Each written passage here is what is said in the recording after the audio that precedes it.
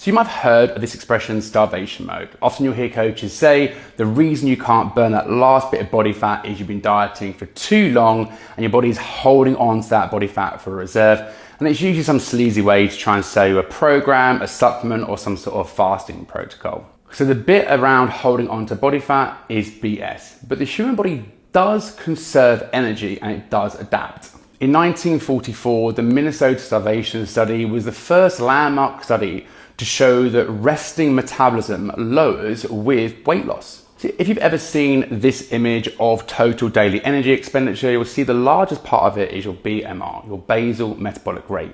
This is heavily influenced by your overall body weight and the amount of lean muscle mass you have on you. So if you've lost a lot of total weight and with that lean mass, then your total basal metabolic rate is going to have reduced with it. This is both predictable and measurable, but then it's also been observed that the body adapts beyond just what we would expect to be measured, and this is outlined as adaptive thermogenesis. And this is where someone's basal metabolic rate has decreased beyond what we would expect based on weight loss. The most famous case of this is during the TV show Biggest Loser. A major follow-up study was done on participants in the show. They caught up with 14 participants 6 years after the show had completed and found that on average people's basal metabolic rate was still 500 calories lower than you'd expect based off the weight they'd lost. So all this really means that what you don't want to do is lose a lot of weight really quickly, both because you'll lose a lot of muscle tissue and you're more likely to experience issues with adaptive thermogenesis. So let's quickly circle back to this table so we can see that metabolism is made up both by your basal metabolic rate,